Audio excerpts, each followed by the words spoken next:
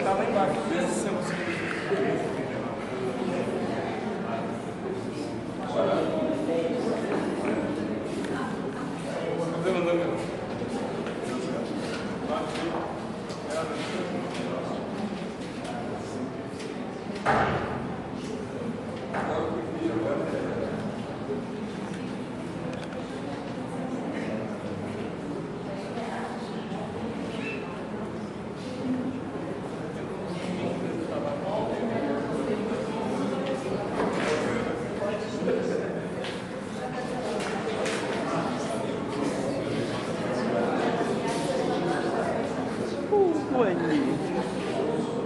Bom, pessoal, vamos lá? Fala da sua. Boa noite a todos. Confesso que vamos esperar um auditório representativo. Consequentemente, isso me deixa um pouco mais nervoso. Mas, enfim, eu quero agradecer a todos os presentes. Quero agradecer ao seminário. Quero agradecer a essa mão determinadora por este privilégio, essa oportunidade de estar aqui nesta noite apresentando esse trabalho de conclusão de curso. E este trabalho eu dedico ao Deus único e digno de toda a honra e toda a glória, a minha amada esposa Adriana, meus filhos Neuel e Daniel, a primeira igreja batista em Bom Jesus do Norte. Também não poderia deixar aqui de registrar alguns agradecimentos. Em primeiro lugar, a Deus por me capacitar para a realização deste trabalho e pela conclusão do curso também. Aos meus pais, Gerto e Terezinha, que não estão mais aqui, mas sempre foram a base das minhas conquistas. A primeira igreja batista em Bom Jesus do Norte, pela confiança, pelo sustento na realização do curso de teologia. A minha esposa Adriana, aos meus filhos Neuel e Daniel, todo o apoio, toda a compreensão ao longo desses 4 anos. Ao meu querido pastor Álvaro, também por toda a confiança e apoio espiritual. Por fim, aos meus amigos que de alguma forma contribuíram para que essa pesquisa pudesse acontecer. Pois bem, o tema da minha monografia é Ministério Pastoral, com ênfase no perfil do pastor. E são 3 as perguntas que a pesquisa se propõe a responder. A primeira pergunta é: qual a principal característica do pastor? A segunda pergunta: quais as características de um verdadeiro pastor? E por último, a terceira pergunta: quais os perigos que rondam o ministério pastoral? E para responder a essas indagações, a monografia ela faz uma abordagem sobre 3 capítulos. O primeiro capítulo, intitulado Ministério Pastoral, a pesquisa traz um conceito a respeito de ministério pastoral. A pesquisa traz uma definição etimológica do termo pastor. E dentro ainda deste primeiro capítulo, a pesquisa traz a principal característica do pastor. No segundo capítulo, a gente aborda o perfil do pastor. O perfil do pastor, neste capítulo, ele tem alguns subtópicos, como, por exemplo, a questão do pastor ser irrepreensível. Traz também o pastor como servo e mordomo. E por último, traz também o pastor como embaixador e pregador. Fechando a monografia, no terceiro capítulo, a gente aborda os perigos do ministério pastoral. E esses perigos do ministério pastoral, eles são abordados no âmbito eclesiástico, no âmbito familiar e no âmbito Nós não temos aqui a pretensão de expor toda a monografia, por questões de tempo também. Os irmãos, imagino eu, estão já cansados desde cedo por aqui, mas nós queremos fazer alguns destaques, trazer algumas citações que vão com certeza esclarecer algumas coisas que a monografia se propõe a esclarecer, baseada nas perguntas iniciais da nossa apresentação. No primeiro capítulo, então, o Ministério Pastoral, a pesquisa traz o conceito de Ministério Pastoral, o que isso significa, o que quer dizer Ministério Pastoral, mas nós destacamos uma citação do pastor Eliú Faria na página 12 da monografia, onde, de forma resumida, ele vai dizer, com relação ao Ministério Pastoral, que o pastor ministra sobre o rebanho e sob a direção do seu Senhor.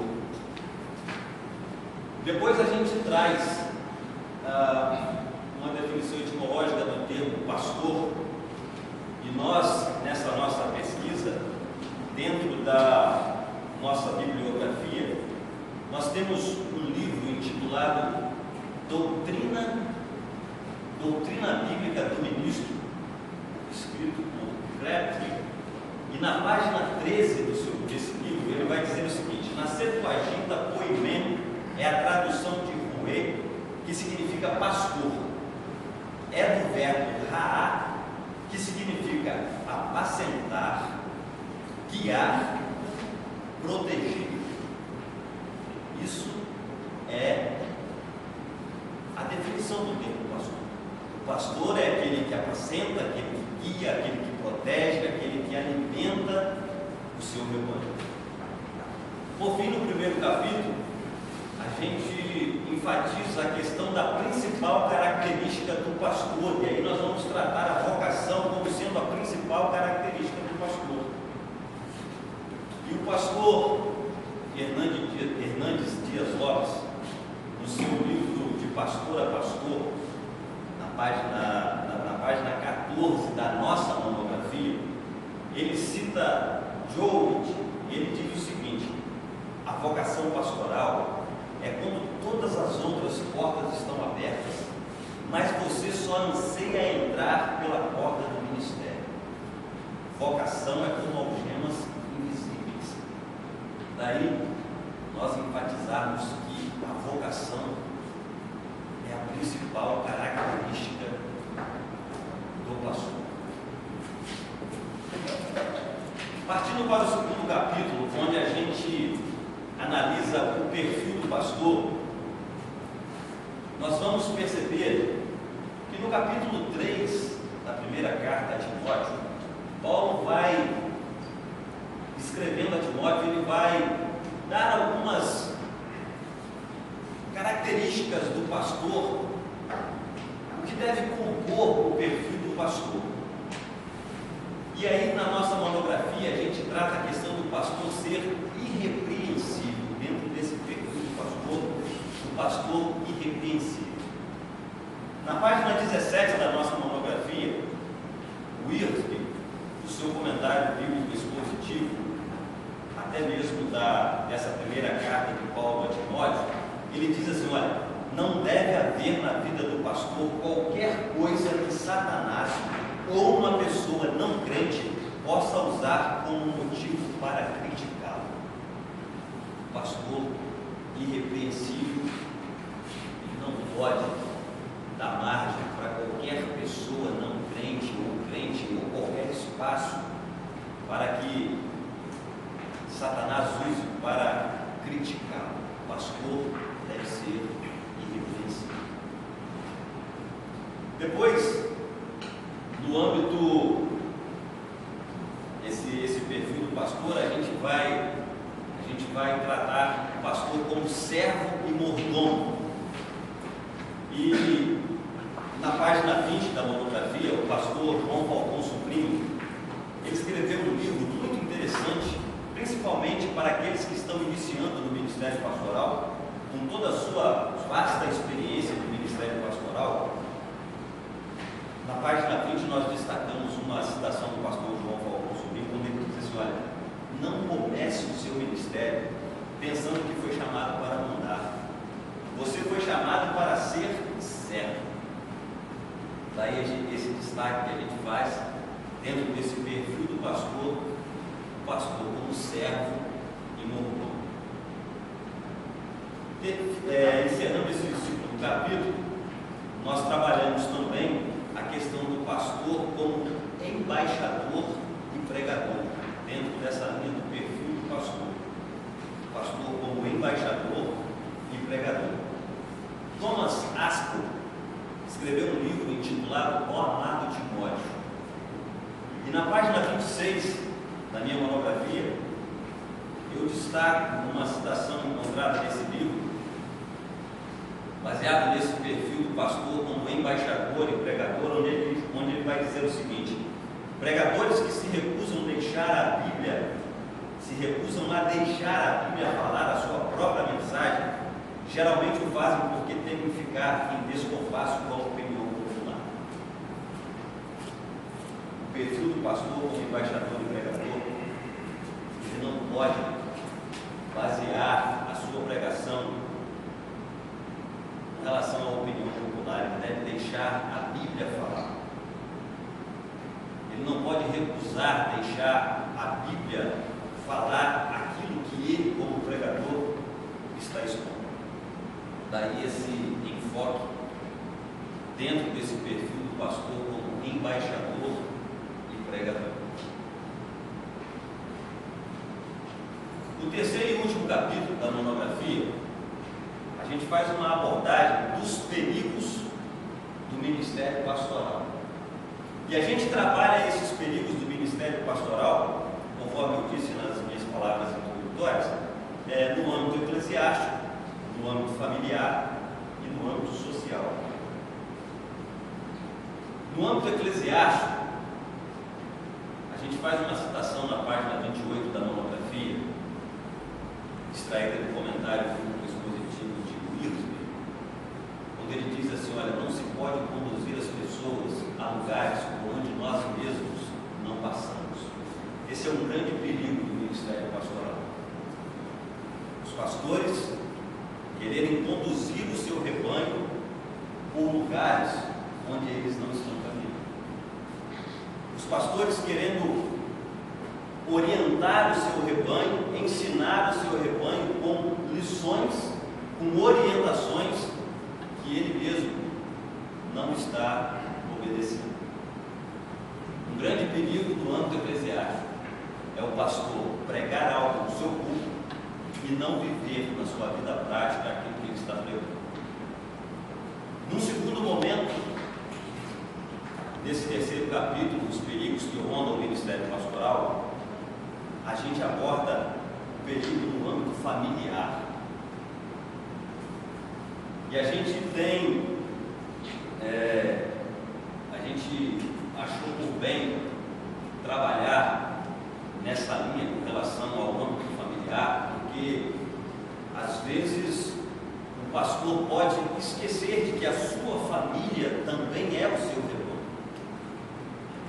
E às vezes se dedica um tempo ao rebanho, à igreja que ele está pastoreando, e se esquece da sua família. O pastor precisa cuidar da sua família. A sua família, ela é a extensão do seu rebanho.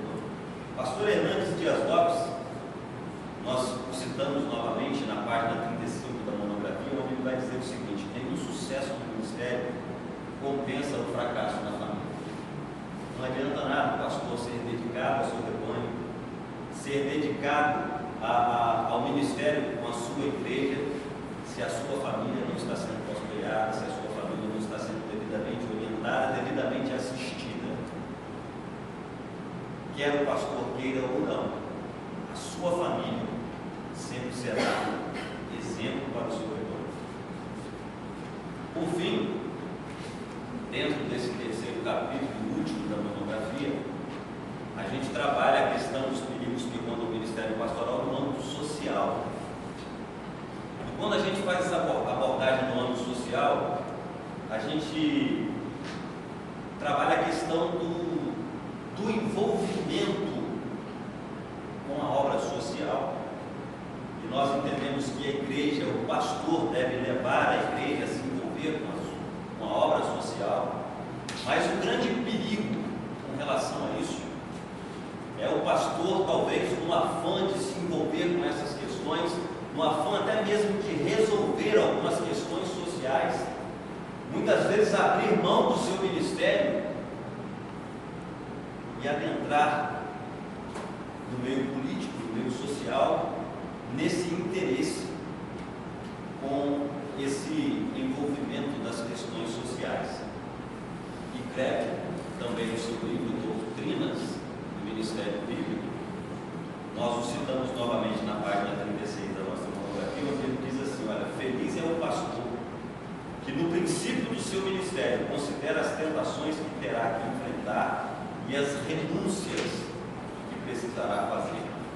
Muitas vezes os pastores precisam renunciar a certas questões, a certos posicionamentos ligados à área social, principalmente no âmbito político, porque com certeza ele perde o foco daquilo pelo qual ele foi chamado por Deus, que é para guiar, que é para apacentar, que é para alimentar o seu rebanho, e se envolve nessas questões sociais e até mesmo nessas questões políticas que está ligada às questões sociais e, consequentemente, acaba perdendo o seu ministério.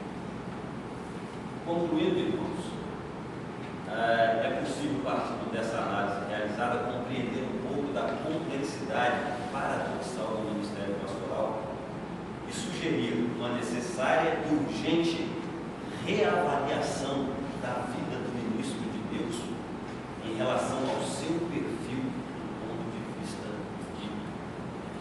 E eu encerro essa minha apresentação citando o apóstolo Paulo, quando ele escreve a Timóteo, ele diz o seguinte: procura apresentar-te a Deus aprovado, como obreiro que não tem do que se envergonhar, de maneira bem a palavra da verdade. Muito obrigado pela atenção.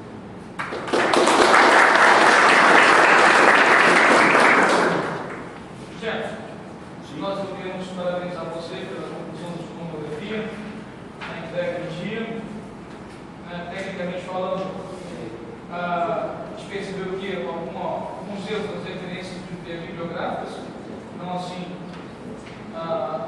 denigre a imagem da sua monografia, talvez nos pequenos pontos, mas no demais, então, a monografia aparentemente foi bem revisada, alguma correção, então isso é uma coisa bem esteticamente falando boa. Então, de parabéns a você nesse aspecto.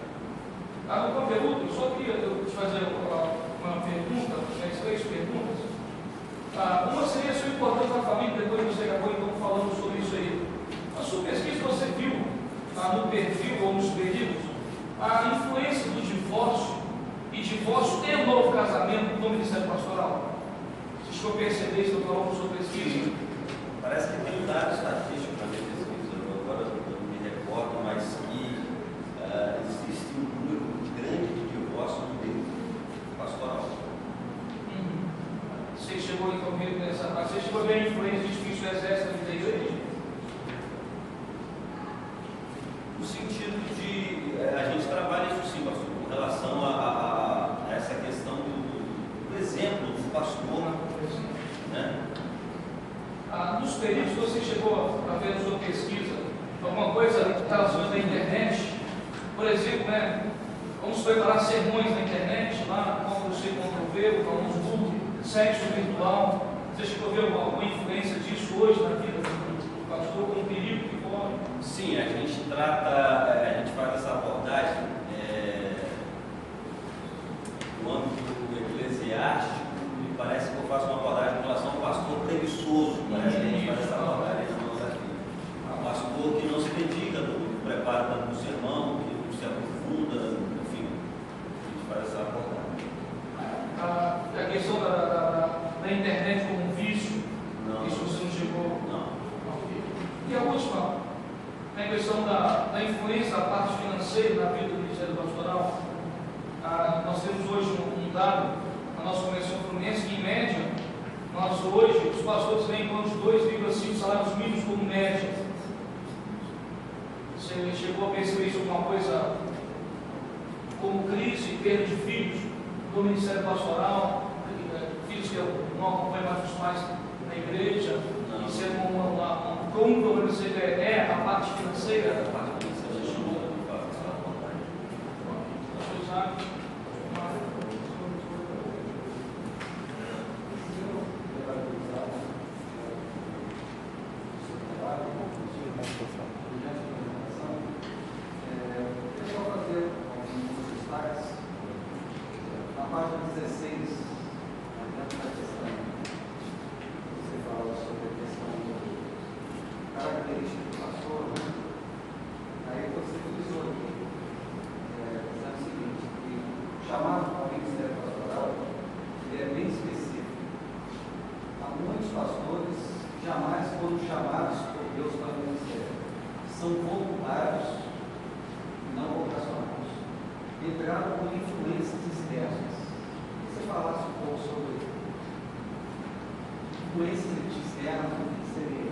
Pastor, eu quando decidi a trabalhar esse tema, um dos motivos que me levaram a trabalhar esse tema é exatamente esse número exacerbado de pastores que tem surgido no cenário evangélico.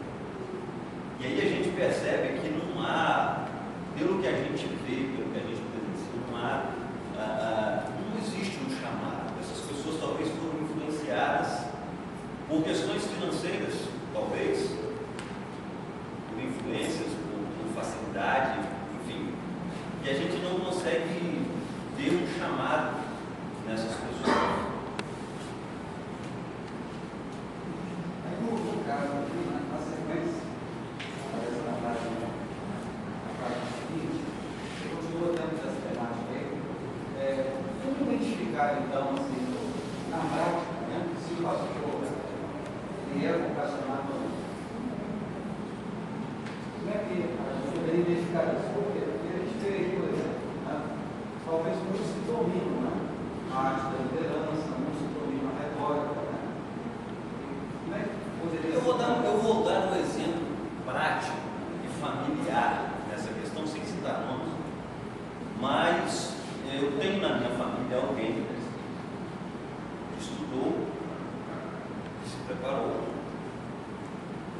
foi consagrado, e hoje não exerce o ministério pastoral. Eu não consigo conceber que ele seja um vocacionado. Porque eu imaginei, eu não me lembro, não me recordo bem o tempo, mas ele não pastoreou nem sequer 2 anos. Hoje ele tem o título de pastor, mas ele não pastoreia a igreja. E a gente percebe também com relação a isso, pessoas totalmente despreparadas teologicamente. Hoje parece até que existem algumas denominações com, assim, eu não sei qual o critério usado, mas a pessoa inicia na igreja hoje, amanhã ele já está sendo traçado como pastor, já está sendo chamado. Você não ouviu falar que ele se preparou no curso, no seminário. São essas questões que às vezes causam essas dúvidas a ponto de afirmar que as pessoas não são vocacionadas. Como bom eu estaria aqui. O seu trabalho, assim, você visa bem essa questão do vocacional, né, do chamado, isso aí está bem claro a sua posição. Né? Mas, assim, no trabalho, você conseguiu identificar alguma coisa nesse sentido do ministério invocacional?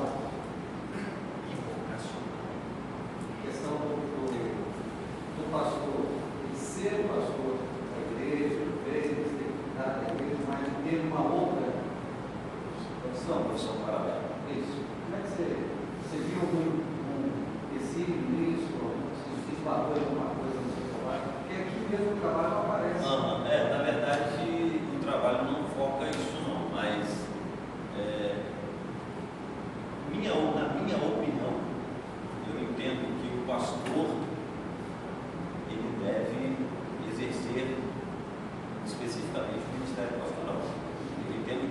chamado, vocacionado, ele deve estar não somente por conta de apacentar o rebanho ao qual ele foi designado. Isso me dá uma opinião pessoal.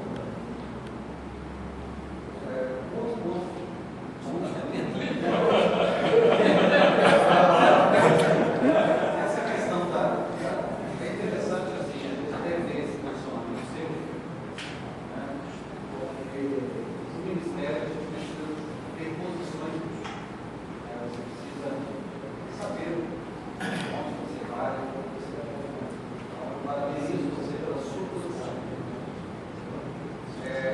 Nesse último ponto aqui, eu até tenho uma opinião diferente na sua, né, na questão das causas sociais.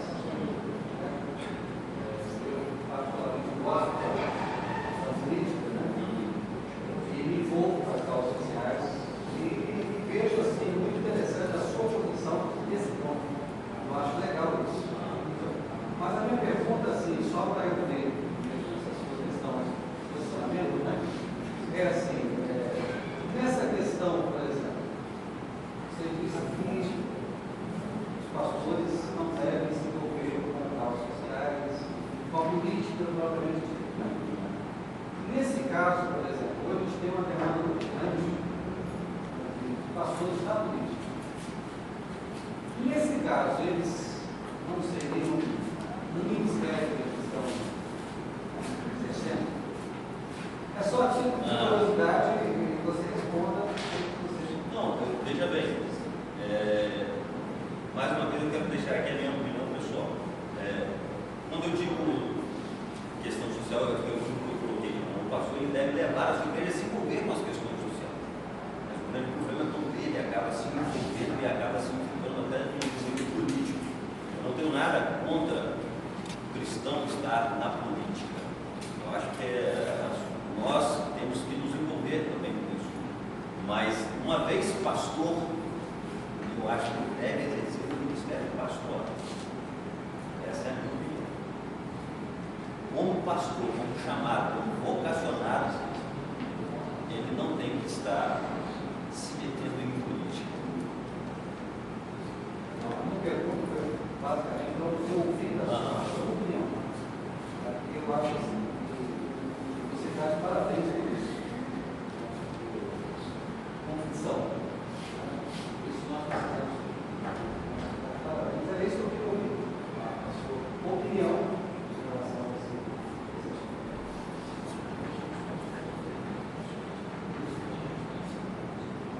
Sabe, Rogério, eu quero fazer uma observação também. Eu acho que a peça aqui seria ao orientador, não seria você. Eu quero, porque depois que eu veio avaliar o seu trabalho, a caixa no final agora, eu percebi que você pode desenvolver mais esse tema. O tema, ele eu concordo com você na sua visão, mas penso que seria melhor essa questão levantada aqui então, os dois pontos, a questão da confissão chamada, eu entendo também que o maior patrimônio do pastor é a confissão chamada, é fundamental, a gente não vai ficar no ministério. Mas quando você vai lá com os perigos, eu estou querendo assumir esse ônus aqui, porque veio à minha mente duas obras. Uma de dois colonos do Jaime Kemp, não sei se vocês podem ver. Em algum momento nós tocamos esse assunto, pastores em perigos e pastores ainda em perigo. Mas que vale a pena você depois tentar, porque ele trabalha exatamente isso. O perigo que mora no Ministério Pastoral. E ele fez um trabalho muito interessante, que é fruto de viagem dentro do Brasil. E ele vai mais longe, ele trabalha com família. Ele vai falar exatamente desse. Na verdade, eu não sei se o pastor tem esse livro. Tem. Foi até no meu, mas eu cheguei a pensar, eu cheguei a ver alguma coisa. Eu sabia que o Jaime Kemp tinha um livro voltado para esse assunto, mas eu procurei assim, me esqueci de procurar a pessoa certa de ser pastor. Mas como trabalho pode ser, claro que você está aprovado, você pode melhorar isso até em termos de contribuição futura. Que você pode trabalhar esse tema, que esse termo pode ser também um tema que veio contribuir para o Ministério Pastoral e um pouco, que é sexo, dinheiro e poder. Ele trabalha exatamente nessa questão. Que você também pode. Poder, questão política, sexo, problema que ronda as famílias. E o dinheiro é um problema também. Não para quem tem, não para quem tem. Mas eu quero organizar o trabalho, a submissão.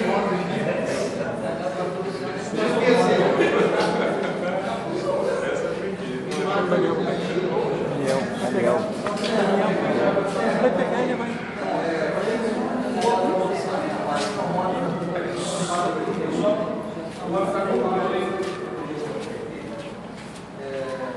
Essa frase que está aqui, nossos cristãos, é a frase do.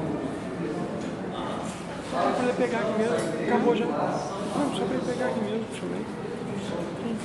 Eu achei que já ia acabar. Tem mais que falar. Você parou uma hora? Não. Essa questão do perigo, as pessoas, a igreja vê o lar do pastor como uma extensão da igreja. Não, mas aí comecei antes um pouquinho. Eu estava aqui na frente.